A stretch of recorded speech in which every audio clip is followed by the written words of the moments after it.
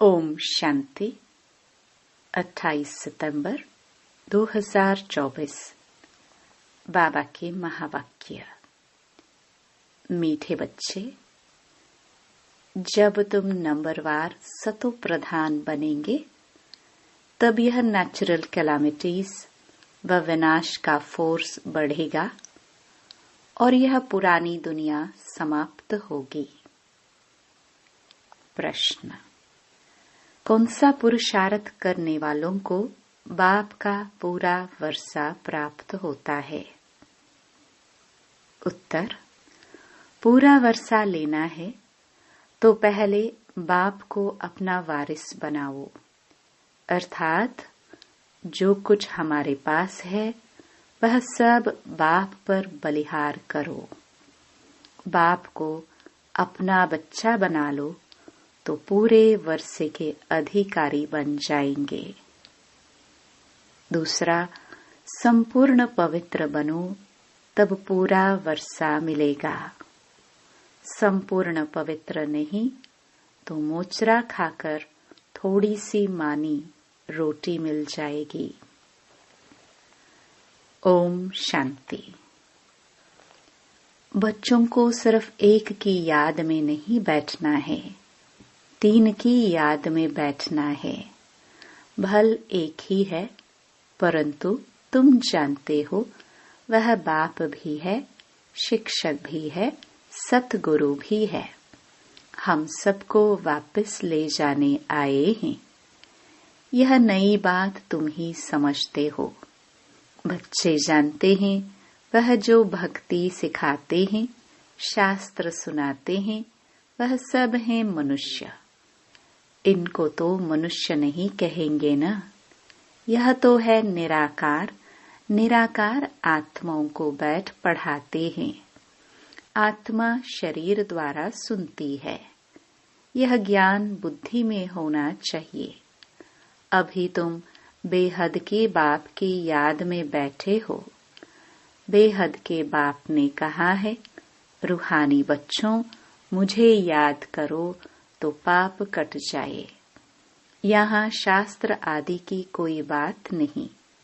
जानते हो बाप हमको राजयोग सिखला रहे हैं। कितना भारी टीचर है।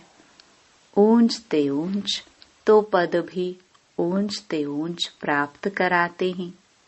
जब तुम सतो प्रधान बन जाएंगे नंबरवार पुरुषार्थ अनुसार, तब फिर लड़ाई होगी, नेचुरल कैलामिटीज भी होंगी। याद भी जरूर करना है। बुद्धि में सारा ज्ञान भी होना चाहिए। सिर्फ एक ही बार पुरुषोत्तम संगम युग पर बाप आकर समझाते हैं, नई दुनिया के लिए। छोटे बच्चे भी बाप को याद करते हैं।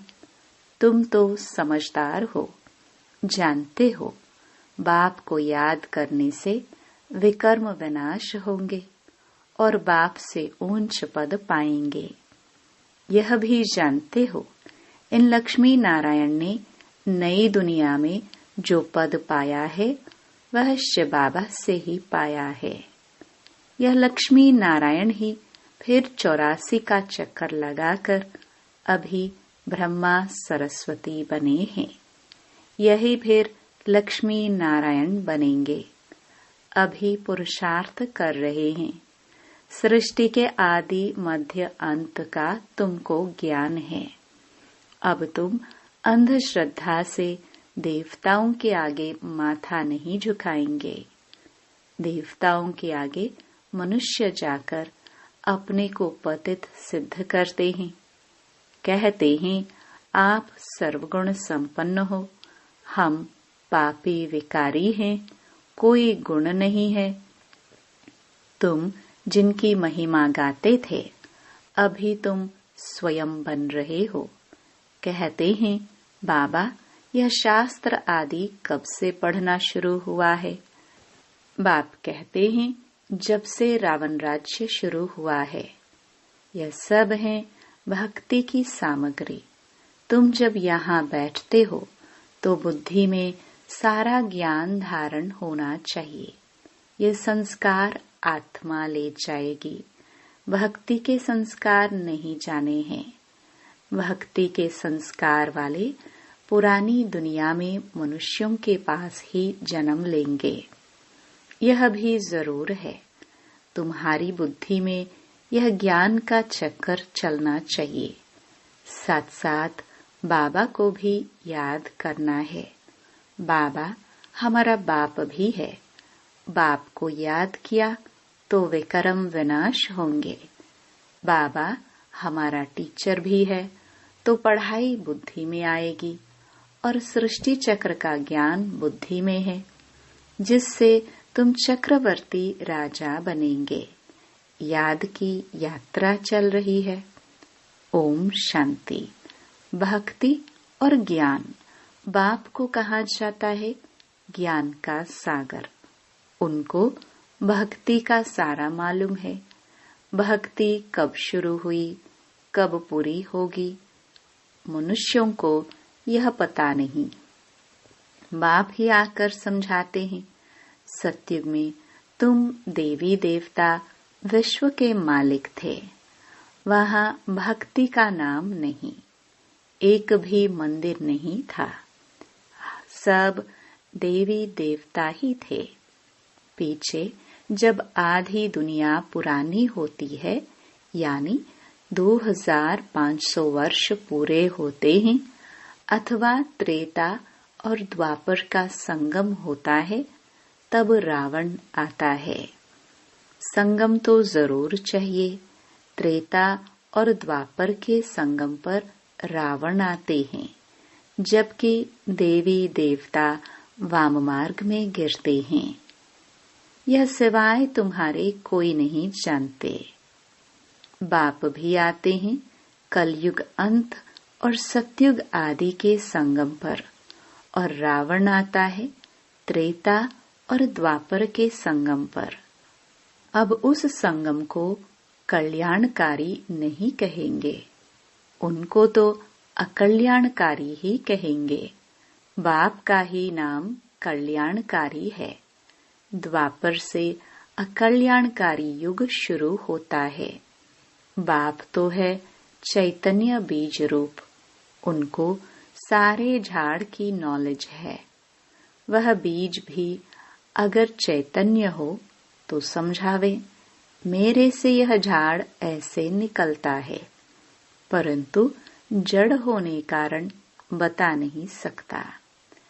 हम समझ सकते हैं कि बीज डालने से पहले झाड़ छोटा सा निकलता है, फिर बड़ा हो फल देना शुरू करता है, परंतु चैतन्य ही सब कुछ बता सकते हैं।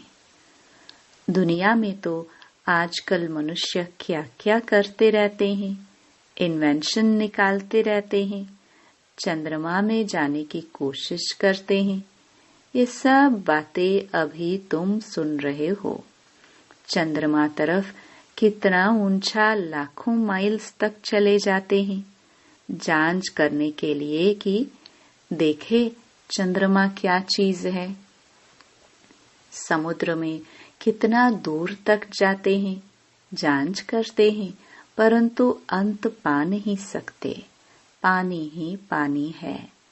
एरोप्लेन में ऊपर जाते हैं, उन्हों को पेट्रोल इतना डालना है जो फिर वापस भी आ सके। आकाश बेहद है ना, सागर भी बेहद है। जैसे यह बेहद का ज्ञान सागर है, वह है पानी का बेहद का सागर। आकाश तत्व भी बेहद है, धरती भी बेहद है। चलते जाओ, सागर के नीचे फिर धरती है। पहाड़ी किस पर खड़ी है? धरती पर। फिर धरती को खोदते हैं तो पहाड़ निकल आता, उसके नीचे फिर पानी भी निकल आता है। सागर भी धरनी पर है, उसका कोई अंत नहीं पा सकते हैं कि कहाँ तक पानी है, कहाँ तक धरती है। परमपिता परमात्मा जो बेहद का बाप है, उनके लिए बेअंत नहीं कहेंगे। मनुष्य भल कहते हैं ईश्वर बेअंत है, माया भी बेअंत है, परंतु तुम समझते हो ईश्वर तो बेअंत हो ही नहीं सकता। बाकी यह आकाश बेअंत है। यह 5 तत्व हैं, आकाश, वायु, यह 5 तत्व तमो प्रधान बन जाते हैं। आत्मा भी तमो प्रधान बनती है। फिर बाप आकर सतो प्रधान बनाते हैं। कितनी छोटी आत्मा है, 84 जन्म भोगती है। यह चक्र फिरता ही रहता है। यह अनादि नाटक है, इनका अंत नहीं होता। यह परंपरा से चला आता है। कब से शुरू हुआ यह कहे तो फिर अंत भी हो। बाकी यह बात समझानी है, कब से नई दुनिया शुरू होती है, फिर पुरानी होती है। यह 5000 वर्ष का चक्र है जो फिरता ही रहता है। अभी तुम जानते हो, बाकी उन्होंने तो धुक्का गपोड़ा लगा दिया है। शास्त्रों में लिखा है कि सत्युग की आयु इतने लाखों वर्ष है, तो मनुष्य सुनते सुनते उनको ही सच समझ लेते हैं। यह पता नहीं पड़ता भगवान कब आकर अपना परिचय देंगे। न जानने के कारण कह देते हैं कलयुग की आयु 40,000 वर्ष अभी पड़ी है। जब तक तुम न समझाओ, अभी तुम निमित्त हो समझाने के लिए कि कल्प 5000 वर्ष का है, न कि लाखों वर्ष का है। भक्ति मार्ग की कितनी सामग्री है। मनुष्यों को पैसा होता है तो फिर खर्चा करते हैं। बाप कहते हैं मैं तुमको कितने पैसे देकर जाता हूँ। बेहद का बाप तो जरूर बेहद का वर्षा देंगे। इससे सुख भी मिलता है, आयु भी बड़ी होती है। बाप बच्चों को कहते हैं मेरे लाडले बच्चों, आयुष्मान भव। वहाँ तुम्हारी आयु 150 वर्ष रहती है, कभी काल नहीं खा सकता है। बाप वर देते हैं, तुमको आयुष्मान बनाते हैं, तुम अमर बनेंगे। वहाँ कभी अकाले मृत्यु नहीं होगी। वहाँ तुम बहुत सुखी रहते हो, इसलिए कहा जाता है सुख धाम। आयु भी बड़ी होती, धन भी बहुत मिलता है, सुखी भी बहुत रहते हो। कंगाल से सरताज बन जाते हैं, तुम्हारी बुद्धि में है। बाप आते हैं देवी देवता धर्म की स्थापना करने। वह तो जरूर छोटा झाड़ होगा। वहाँ है ही एक धर्म, एक राज्य, एक भाषा। उसको ही कहा जाता है विश्व में शांति। सारे विश्व में हम ही पाटधारी हैं। यह दुनिया नहीं जानती। अगर जानती हो तो बताए कब से हम पाट बजाते आए हैं। अभी तुम बच्चों को बाप समझा रहे हैं। गीत में भी है ना, बाबा से जो मिलता है सो और कोई से नहीं मिलता।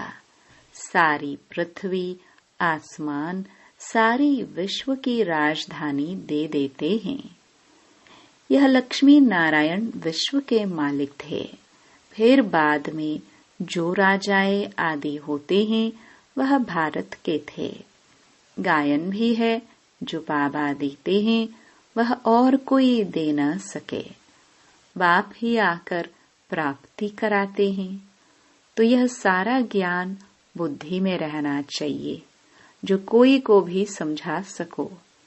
इतना समझने का है। अब समझा कौन सकते हैं? जो बंधन मुक्त हो। बाबा के पास जब कोई आते हैं तो बाबा पूछते हैं कितने बच्चे हैं, तो कहते 5 बच्चे अपने हैं और छठा बच्चा शिव बाबा है। तो जरूर सबसे बड़ा बच्चा ठहराना। शिव बाबा के बन गए तो फिर शिव बाबा अपना बच्चा बनाए विश्व का मालिक बना देते हैं। बच्चे वारिस हो जाते हैं। यह लक्ष्मी नारायण शिव बाबा के पूरे वारिस हैं। आगे जन्म में शिव बाबा को सब कुछ दे दिया तो वर्षा जरूर बच्चों को मिलना चाहिए। बाबा ने कहा मुझे वारिस बनाओ, फिर दूसरा कोई नहीं। कहते बाबा ये सब कुछ आपका है, आपका फिर हमारा है। आप हमको सारे विश्व की बादशाही का वर्षा देते हो, क्योंकि तुमको जो कुछ था वह दे दिया। ड्रामा में नोंद है ना, अर्जुन को विनाश भी दिखाया तो चतुर्भुज भी दिखाया। अर्जुन कोई और तो नहीं है, इनको साक्षात्कार हुआ। देखा राजाई मिलती है तो क्यों न शिव बाबा को वारिस बनाऊं, वह फिर हमको वारिस बनाते हैं। यह सौदा तो बहुत अच्छा है। कभी कोई से कुछ पूछा नहीं, गुप्त सब कुछ दिया। इसको कहा जाता है गुप्त दान। किसको क्या पता इन्हों को क्या हो गया, किन्होंने समझा इनको वैराग्य आया, शायद सन्यासी बन गया। तो यह बच्चियां भी कहती हैं 5 बच्चे तो अपने हैं, बाकी 1 बच्चा हम इनको बनाएंगे। इसने भी सब कुछ बाबा के आगे रख दिया, जिससे बहुतों की सर्विस हो। बाबा को देख सबको ख्याल आया, सब घर बार छोड़ भाग आए। वहां से ही हंगामा शुरू हुआ। घर बार छोड़ने की उन्होंने हिम्मत दिखाई। शास्त्रों में भी लिखा है भट्टी बनी थी, क्योंकि उन्हों को एकांत जरूर चाहिए, सिवाय बाप के और कोई याद न रहे, मित्र संबंधियों आदि के भी याद न रहे, क्योंकि आत्मा जो पतित बनी है उनको पावन जरूर बनाना है। बाप कहते हैं गृहस्थ व्यवहार में रहते पवित्र बनो, इस पर ही मुसीबत आती है। कहते थे यह स्त्री पुरुष के बीच में झगड़ा डालने वाला ज्ञान है, क्योंकि एक पवित्र बने दूसरा न बने तो मारा मारी चल पड़े। इन सब ने मारे खाए हैं, क्योंकि अचानक नई बात हुई ना। सब आश्चर्य खाने लगे, यह क्या हुआ जो इतने सब भागते हैं, मनुष्यों में समझ तो नहीं है। इतना कहते थे कोई ताकत है, ऐसा तो कभी हुआ नहीं जो अपना घर बार छोड़ भागे। ड्रामा में ये सब चरित्र शिव बाबा के हैं। कोई हाथ खाली भागे ये भी खेल है। घर बार आदि सब छोड़ भागे, कुछ भी याद नहीं रहा, बाकी सिर्फ यह शरीर है जिससे काम करना है। आत्मा को भी याद की यात्रा से पवित्र बनाना है, तभी पवित्र आत्माएं वापस जा सकती हैं। स्वर्ग में अपवित्र आत्मा तो जा ना सके, कायदा नहीं। मुक्ति धाम में पवित्र ही चाहिए।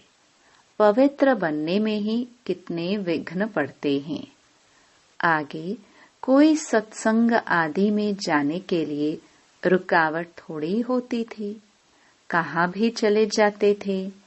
यहाँ पवित्रता के कारण विघ्न पड़ते हैं। यह तो समझते हैं पवित्र बनने बगैर वापस घर जाना सके। धर्मराज द्वारा मोचरे सजाए खाने पड़ेंगे, फिर थोड़ी मानी मिलेगी। मोचरा नहीं खाएंगे तो पद भी अच्छा मिलेगा। यह समझ की बात है। बाप कहते हैं मीठे बच्चों, तुमको हमारे पास आना है। यह पुराना शरीर छोड़ पवित्र आत्मा बन आना है। फिर जब 5 तत्व सतो प्रधान नए हो जाएंगे, तब तुमको शरीर नए सतो प्रधान मिलेंगे। सारे उथल पाथल हो नए बन जाएंगे। जैसे बाबा इनमें आकर बैठते हैं, वैसे आत्मा बिगर कोई तकलीफ गर्भ महल में जाकर बैठेगी। फिर जब समय होता है तो बाहर आ जाती है, तो जैसे बिजली चमक जाती है, क्योंकि आत्मा पवित्र है। यह सब ड्रामा में नोंद है। अच्छा, मीठे मीठे सिखिलदे बच्चों प्रति माता पिता बाप दादा का याद प्यार और गुड मॉर्निंग। रूहानी बाप की रूहानी बच्चों को नमस्ते। धारणा के लिए मुख्य सार। पहला, आत्मा को पावन बनाने के लिए एकांत की भट्टी में रहना है। एक बाप के सिवाय दूसरा कोई भी मित्र संबंधी याद न आए। दूसरा, बुद्धि में सारा ज्ञान रख बंधन मुक्त बन दूसरों की सर्विस करनी है। बाप से सच्चा सौदा करना है। जैसे बाप ने सब कुछ गुप्त किया, ऐसे गुप्त दान करना है।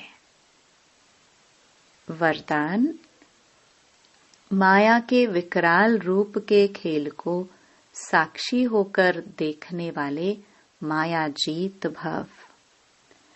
माया को वेलकम करने वाले उसके विकराल रूप को देखकर घबराते नहीं। साक्षी होकर खेल देखने से मजा आता है, क्योंकि माया का बाहर से शेर का रूप है, लेकिन उसमें ताकत बिल्ली जितनी भी नहीं है। सिर्फ आप घबरा कर उसे बड़ा बना देते हो। क्या करूं, कैसे होगा?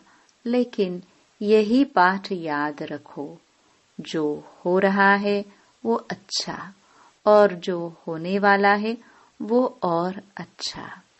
साक्षी होकर खेल देखो तो माया जीत बन जाएंगे।